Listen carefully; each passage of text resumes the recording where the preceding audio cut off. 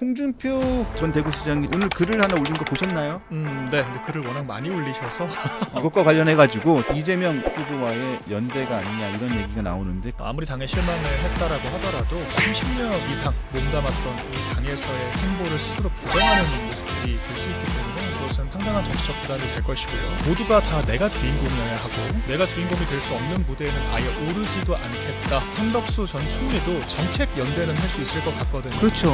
한동훈 전 대표는 참 철이 없다. 저는 그 얘기를 좀 드리고 싶어요. 철이 왜냐면 없다? 예. 김문수 후보가 오늘 긴급 기자회견을 했죠? 예. 예. 주요한 내용이 어떤 건지 좀 설명 좀 부탁드릴게요. 비상계엄이라는 방법론은 올바르지 않았다. 네. 이렇게 해서 전향적인 사과 메시지가 일단 나왔고요. 네. 지금 가장 큰 쟁점이 되고 있는 윤석열 전 대통령의 탈당 문제에 대해서 같은 입장을 고수하는, 그러니까 윤석열 전 대통령 스스로가 판단할 몫이다. 이런 이야기가 나왔던 것 같습니다. 좀 이전과 달라진 모습은 비상계엄에 대해서는 전보다 훨씬 더 명확하게 사과 입장을 밝혔다. 이 정도의 차이가 있을 것 같습니다. 그리고 보니까 일단 계엄을 진심으로 정중하게 사과드린다라고 김문수 후보가 얘기를 했고요. 그리고 또 주목해야 될 부분에 대해서는 탈당 관련한 윤 대통령의 탈당 관련한 얘기에서는 뭡니까? 윤 전 대통령이 판단할 문제다. 네. 후보가 이래서 저래라 하는 건 부적절한 문제다라고 얘기했고요. 계엄권의 발동은 부적절하다. 미리 알았더라면 윤 전 대통령을 설득을 하고 또 했을 것이다라고 얘기했고요. 장해찬 전 공천자라고 해야 되나요? 장해찬 전 청년 최고 청년 됐죠. 최고 네. 위원회 복당을 허용을 했네요. 예. 김문수 후보가 용광로 같이 어떤 이도 포용해 국민 행복을 이룰 것이라고 김문수 후보가 장해찬 전 최고를 복당을 허용을 했고, 또 하나 소식이 있네요. 김상욱 의원 친한계 의원으로 분류가 됐었죠. 그렇죠. 지금은 아닌가요? 친한계 쪽에서는 거부하는 듯 안 하는 듯 애매한 태도를 보이고 김상욱 의원은 한동훈 전 대표를 응원한다 이렇게 얘기를 했죠. 그렇죠. 네. 지금은 아마 아닌 걸로 알고 있습니다. 근데 예. 탈당을 했죠. 근데 이재명 지지 선언을 했네요. 네, 맞습니다. 이재명 후보 지지 선언을 했네요. 국민의힘에서 공천받아서 국회의원이 된 사람인데 그렇죠. 이재명 지지 선언을 했네요. 자, 일단은 그렇게 됐습니다. 그리고 오늘 홍준표 전 대구시장이 지금 하와이에 체류 중인데 오늘 글을 하나 올린 거 보셨나요? 네, 근데 글을 워낙 많이 올리셔서 오늘 내용은 글을 다 비슷했던 것 같습니다. 오늘 글을 보셨어요? 오늘은 아직 확인을 못했습니다. 오늘 글을 하나 올렸는데 좀 네.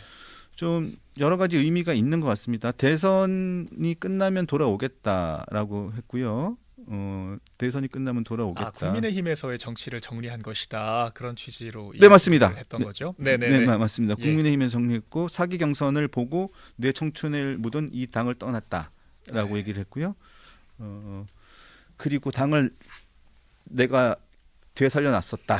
네. 그리고 국민의힘을 떠난 것이다. 그리고 다시 돌아와서 다음 대통령은 정치를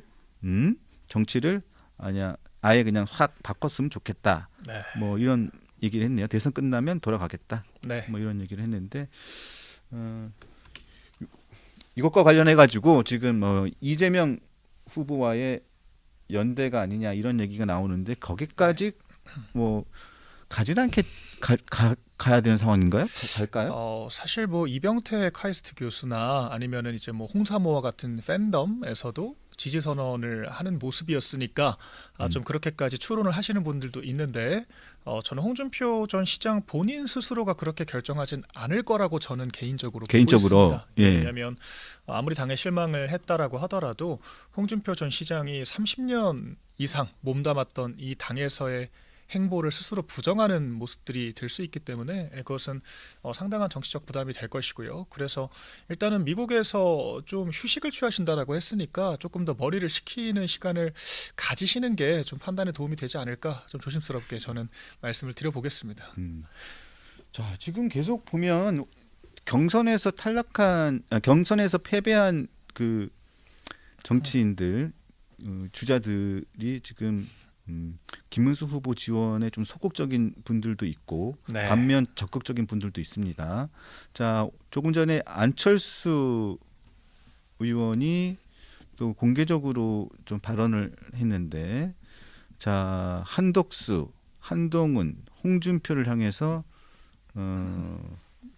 얘기를 했네요. 자, 기자회견을 열었네요. 자, 한덕수 전 총리와 한동훈 전 대표, 홍준표 전 대구시장을 향해서, 자, 지금 우리 모두는 절체절명의 마음으로 이재명을 막아야 한다. 대선 승리를 위한 단일 대우를 촉구했고요. 자, 이재명 후보가 된다면 대한민국 운명은 물론 자유민주주의의 핵심 가치마저 심각하게 흔들릴 수 있다. 라면서 쭉 얘기했는데, 사직생의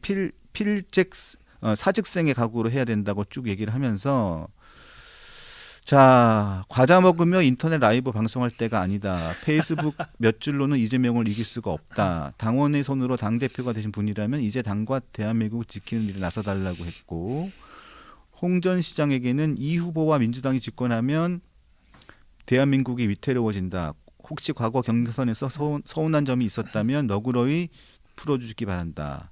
그리고 한 전 총리에게는 후보 교체 과정의 아픔을 잊고 국가의 미래를 위해 나서달라. 그리고 우리의 힘을 합친다면 이길 수 있다. 그 길만이 승리의 길이며 대한민국을 지키는 길이라고 기자회견을 했네요. 네. 어떻게 보십니까? 저는 안철수 의원이 이제 정말 완연한 정치인으로 성숙되었구나, 정당인의 정체성을 갖게 되었구나, 그런 생각이 많이 들었습니다. 사실 전 최근에 오히려 오세훈 시장이 많이 생각이 나더라고요. 네. 불출마 선언을 하면서 내가 꼭 주인공일 필요가 없다라고 하는 얘기를 했잖아요. 꼭 나여야만 한 건 아니다. 맞습니다. 그걸 버려야 된다. 그런 맞습니다. 얘기를 했죠. 근데 지금 우리 당의 상황을 보시면은 모두가 다 내가 주인공이어야 하고, 내가 주인공이 될 수 없는 무대에는 아예 오르지도 않겠다라고 하는 그런 파편화된 마음들의 발로인 것 같습니다. 그래서 안철수 의원이 지적하는 모든 사람들, 한덕수 전 총리도 사실 선대위원장이 부담스럽다라고 하면 정책 연대는 할 수 있을 것 같거든요. 그렇죠. 예, 그리고 또 캠프의 주요 인사들이 이제 개별적으로 합류를 하긴 했습니다만, 대다수는 사실 그 위치가 붕 떠버린 것이 사실입니다. 이런 것들까지 다 케어를 하는 게 또 정치인의 덕목이라고 저는 생각을 하는데, 그런 부분들이 잘 되지 않고 있고요. 네. 홍준표 전 시장 같은 경우도 사실 좀 과격하다 싶을 정도로 당에 대해서 좀 공격을 하고 있는 모습, 그리고 한동훈 전 대표는 참 철이 없다. 저는 그 얘기를 좀 드리고 싶어요. 철이 왜냐면 없다? 이것저것 핑계를 대고 있는데, 뭐 윤석열 전 대통령을 출당을 시키고 뭐 사과를 하고 이제 이런 조건들을 달고 있지 않습니까? 저는 자기가 경선 떨어졌다고 이렇게 조건 달면서 내가 도울 수도 있다라고 얘기하는 거를 처음 봐서 정말 새로운 유형의 정치인이다 이런 생각이 들었습니다. 네, 그런데 그것도 사실 요구하는 것들이, 당에는 다양한 사람들의 감정과 그런 또 생각들이 있잖아요. 칼로 무자르듯이 해결할 수 없는 것들을 마치 이분법, 검사들이 유무죄 따지듯이 해결을 하라 촉구를 하는 것 자체가 그냥 명분 쌓기지, 나는 선거 캠페인에 참여할 마음이 없다라는 말을 애둘러 하는 것이라고 저는 생각을 하고요.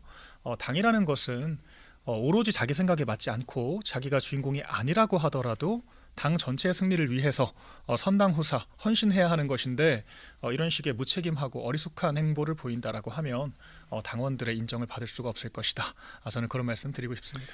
자, 이준석 후보가 국민의힘에 지금 요구했던 얘기, 그러니까 조금 전에 함익병 네. 공동선대위원장도 본인의 사견임을 전제로 해서 만약에 단일화가 정말 필요하다면 아주 기본적인 조건으로 얘기한 부분들이 있잖아요. 네. 그 부분들이 보면 한동훈 전 대표가 지금 얘기하고 있는 그 부분과 또 일맥상통한 부분들이 있기는 있어요. 네.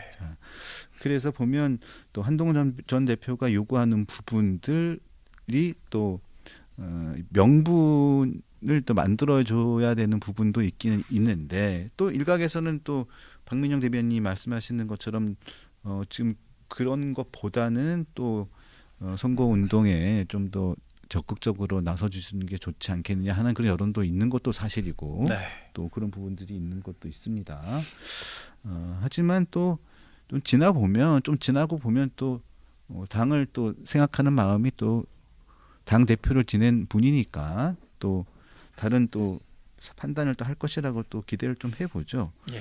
자, 그리고 일단은 당이 이제 다 지금 지지율을 보니까 오늘 MBS 지지율을 보니까 지금 여러 여론조사에서도 보면 좀 지지율이 좀 붙어서 10% 정도 이렇게 차이가 나는 여론조사도 있긴 있었는데 지금 MBS 여론조사를 보면 상당히 차이가 격차가 좀 나요. 이런 상황에서 지금 주요 인사들이 선거운동을 좀 힘을 같이 모아주지 않는다면 점점점 선거가 더 어려워질 가능성이 커 보이는데. 맞습니다. 예. 이게 그 단일화 파동의 그 여파가 정통으로 반영된 여론조사가 오늘 MBS 조사인 것 같습니다. 그래서 민주당이 특별히 상승세인 양상은 없는 반면에 국민의힘이 좀 폭락하는 그런 상황인 것 같습니다. 근데 저는 좀 그런 생각이 들더라고요. 지난 대선은 정반대의 상황이었습니다. 민주당에서는 선대본에 나와서 뭐 하냐, 아예 출근을 안 해버린다든지 어차피 질 거라고 하는 열패감이 만연한 상황이었고 지표상으로도 이준석 후보가 당시에 10% 이상 이길 것이다라고 호언장담을 할 정도로 저희가 압도적으로 리드하는 선거였거든요. 그렇죠. 예, 그런데 그렇죠. 막판에 이 민주당이 절박하게 뛰니까 결과를 뚜껑을 열어보니 0.73% 차이였던 거 아니겠습니까? 저는 그렇죠. 네, 그렇기 때문에 깜짝 놀랐어요 그때. 그렇죠. 예. 실제 그때 분위기가 또 그랬습니다. 여론 지형이 저희가 상당히 우호적인 그런 여러 트래픽들이 발견이 됐었거든요. 근데 당시 저희가 전략을 조금 잘못 짰던 것은 이기는 선거는 무난하게 확장을 하면서 가야 되는데 당시에 저희가 너무 전선이 확연하게 벌어질 수밖에 없는 여가부 폐지와 같은 공약들을 내걸었던 것이 좀 역결집을 유도한 측면도 있었다라고 저는 분석을 하거든요. 네. 근데 지금은 완전 반대 상황이잖아요. 저희가 열세인 상황이고 저희의 어떤 그 당심을 하나로 끌어모을 수 있는 새로운 주제, 전선이 필요하다라고 저는 생각을 합니다. 그래서 무엇이 51대 49를 만들 수 있는 우리가 또 새롭게 우리 어떤 중의를 모을 수 있는 아젠다일까 이거를 고민을 해야 되는데 지금 과거 담론에 갇혀 있다라는 것이 저는 제일 큰 문제라고 봐요. 그러니까 지금 화두가 되고 있는 뭐 비상계엄에 대한 입장 아니면 윤석열 전 대통령에 대한 찬반 입장 이런 것들은 하나로 합일될 수가 없는 의견이거든요. 그리고 또한 지나간 일이기도 합니다. 파면이 되었으니까 이제는 역사가 판단할 몫이 된 거거든요. 형사재판 결과와. 그런데 지금 당장 조기 대선이 3주 앞둔 상황에서 이런 답 없는 논의에 지지부진한 이야기를 이어가는 게 저는 생산적이지가 않다. 그래서 차라리 이재명 후보의 그런 쉐쉐 발언들, 그러니까 양안 전쟁이 무슨 상관이냐 이런 무지한 발언들부터 시작해서 저희는 확실한 그 친미 노선으로 전선을 그을 수가 있잖아요. 또한 모병제 같은 것들은 이게 지금 되겠느냐 현실적으로 대만도 징병제로 복귀를 했는데 차라리 여성 징병제를 해보자 라든지 아니면 뭐 대법관 30명을 늘린다 우리는 헌법재판소 폐지하고 그 대법원 소부를 만들겠다 이렇게 확실하게 좀 각이 설 만한 주제 그리고 저희 당의 입장에서는 중의를 모을 수 있을 만한 주제로 이양을 해야 되거든요. 근데 지금 이번 주까지는 선대위가 그렇게 체계적으로 돌아가고 있지 않고 제가 이런 전략에 대한 의견을 내부에도 계속 전달을 하고 있습니다. 그래서 조만간은 조금 다른 모습이 나올 거라고 생각을 하고요. 저희가 이 선거 판도는 분리할 때는 우리가 불리한 판 위에서 싸우지 않는다. 이 대원칙을 지켜야 한다라고 저는 생각을 합니다. 그래서 지금 빨리 지지율을 빨리 좀 올리는 게 굉장히 중요하고 그래서 그 국민의 입장에서는 십시일반 진짜 힘을 모아가지고 작대기 하나라도 다 모아가지고 해야 될 상황인데 지금 얘가 제가 보니까 각각 그 유세장에 후보들 김문수 후보가 다니는 그 현장 지역 유세 현장을 다녔던 의원들 얘기를 들어보면 후보가 유세를 하고 딱 빠지면 의원들도 다 같이 빠져버린대요. 예전에는 그렇게 선거운동하지 않았단 그럼요, 말이에요. 그럼요. 절대로 그렇게 선거운동하지 않았어요. 왜냐하면 후보가 딱 지역에 오면 각 지역 의원들, 당협위원장들 딱 앞에부터 시작해서 선거운동 시작하기 전부터 해가지고 각 포인트에 딱 서 있고 딱 시작을 해가지고 다 그러면 같이 열정적으로 하고 그다음에 후보가 그 지역을 빠져나갈 때까지 같이 선거운동 계속 하고 그렇죠. 끝나고 후보가 다른 지역으로 옮겨가면 그 지역에 옮겨가는 뭐 선발대 뭐 유세단장부터 그 사람들은 움직이고 남은 그 지역에 있는 의원들은 그 지역에 또 모여가지고 그 안에서 또 선거운동을 한단 말이에요. 그리고 또 그 지역에서 하루 이틀 더 머물면서 더 지역을 선거운동을 하는데 그렇죠.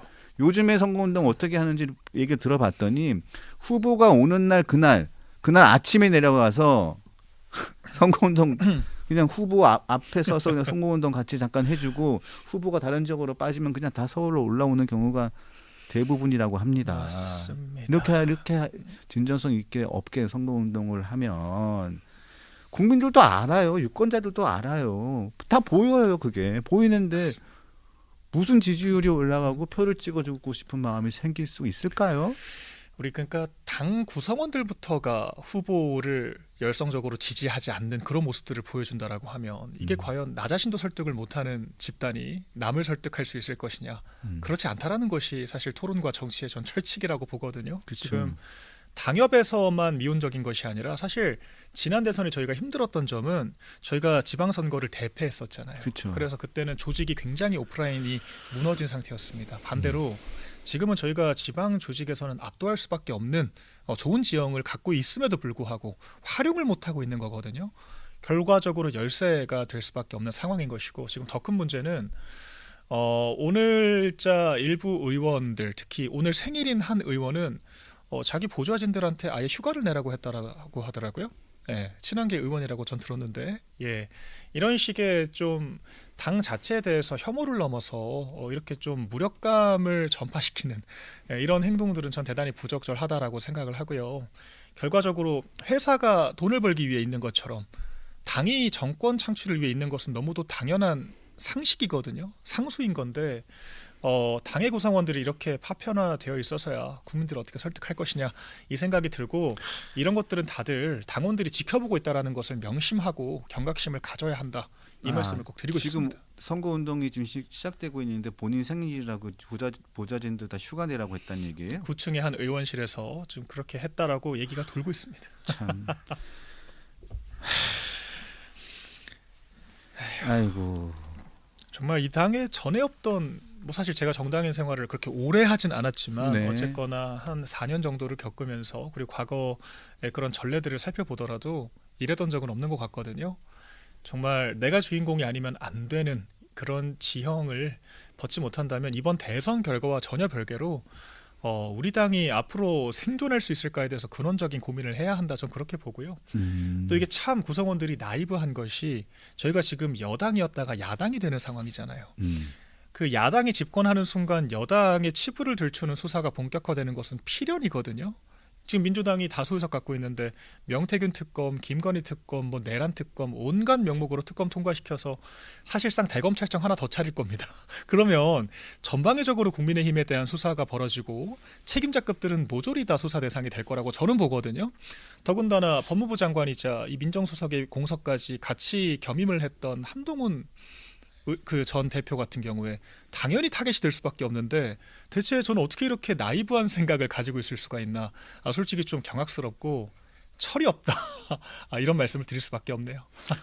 일단은 뭐 한동훈 전 대표의 문제를 이제 차치하고서라도 일단은 정권이 바뀌게 되면 일단은 지금 제가 민주당 인사들한테 얘기 들은 얘기를 보면 지난번에 문재인 정부 시절에 시작됐던 그 적폐 수사, 맞습니다. 적폐 수사가 매우 미진했기 때문에 그때도 굉장히 가혹했다고 우리는 평가를 하고 있고 가혹했다는 기억이 아주 강하잖아요. 그럼에도 불구하고 그때의 적폐 수사가 매우 미진했기에 5년 만에 정권을 뺏길 수밖에 없었다고 본인들은 진단을 하고 판단하고 있다는 겁니다. 그래서 만약에 이재명 후보가 당선이 돼서 새로운 정권이 본인들에게 주어진다면 그때의 실패를 교훈 삼아서 아주 압도적이고 아주 강력한 내란 청산을 하겠다. 네.